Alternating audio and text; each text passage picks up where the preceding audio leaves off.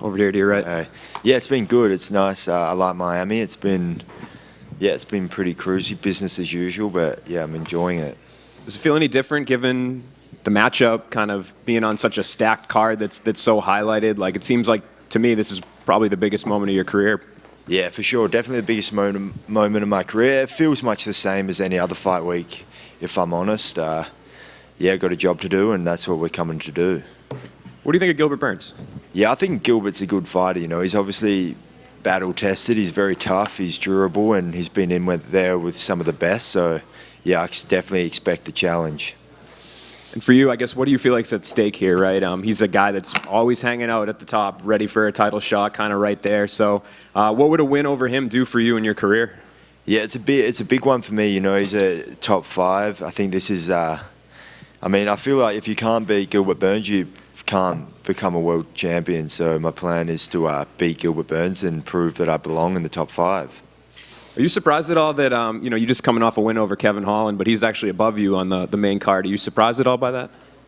Not really. I don't really care, to be honest. Yeah, I've beaten him, but obviously big hype around that fight. But yeah, I'm not really too bothered about their fight order. And, I know after the fight, you talked about the different things you felt like you could do better that you didn't show in the Kevin fight. When you went back to the drawing board and you kind of went through this training camp, I guess, how do you feel like that fight has changed you going forward? Yeah, for sure. I think it was a good learning curve. Kevin's a dangerous fighter, and I felt I could have given more, but didn't on the night. But yeah, I'm looking forward to. I want to get a finish. I want to get back to my finishing wave. So that's what I'm coming to do this weekend. Jack, over here. Hey. Obviously, we've seen two kind of contrasting approaches that Gilbert's taken in his fights. Like against Hamzat, that was a lot of people say one of the best fights of the year. But then against Wonderboy, it was very grappling heavy, kind of held him against the fence and controlled him. So is that difficult to prepare for? Like, because those are two very contrasting approaches that your opponent could take. Yeah, for sure. I definitely hoping and expecting the best Gilbert there is. And I think, yeah, he's aggressive, He's not afraid to strike, go hard. But I expect him to be shooting, trying to get a hold of me and getting me on my back. Given his accolades in jiu-jitsu and everything, even before he got into MMA, did you have to bring anyone specific to kind of prepare for kind of a short, stockier welterweight that's a high-level grappler? Not really. Just generally, practicing, trying to improve day by day at grappling and improving off my back and trying not to let the fight get there. So much the same. And then last one for me. Can I get your thoughts on the main event between Sean and Cheeto?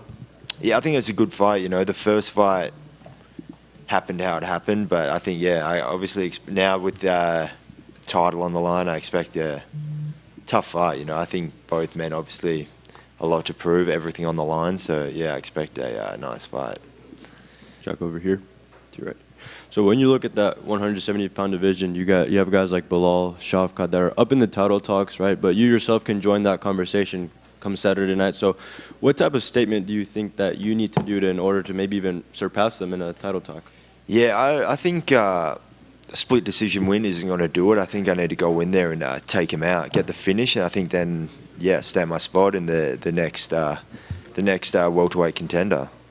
And last time out, you received your wish of fighting at the T-Mobile Arena. Now you're on a stacked card here in Miami. So what is next for you on your bucket list here in the fight game? Just going different places I enjoy. I don't know what's going to happen through the year. Hopefully another big fight in Australia towards the end of the year, but see what happens. It's nice to be out here in Miami, somewhere different, but see where it takes us. And speaking of Australia, Tyson Pedro recently hung up the gloves last weekend, so what did you make of that? Yeah, that's his decision. He's obviously a legend in Australian MMA, and he's had a good career, and I feel like if he feels like that's time, then I guess that's time, and we just appreciate what he's done in the sport. Last one, will you be warming up with the rugby ball before the fight? Yeah, if we can find a pump to pump it up, we definitely will be. Otherwise, we're going to have to leave the deflated ball at home. One more in front of here.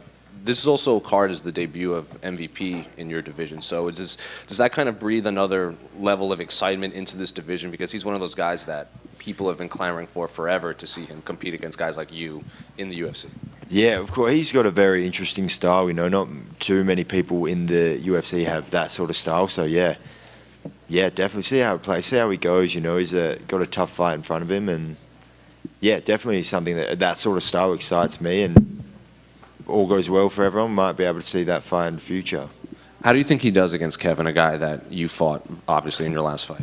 It's a tough one. You don't know. It's a lot of. I feel like that fight has a lot of questions. You don't know how it's going to go. MVP's obviously done some good things outside the UFC. Now he's fighting probably his toughest fight. So we'll see how he goes. Sweet. Thank you.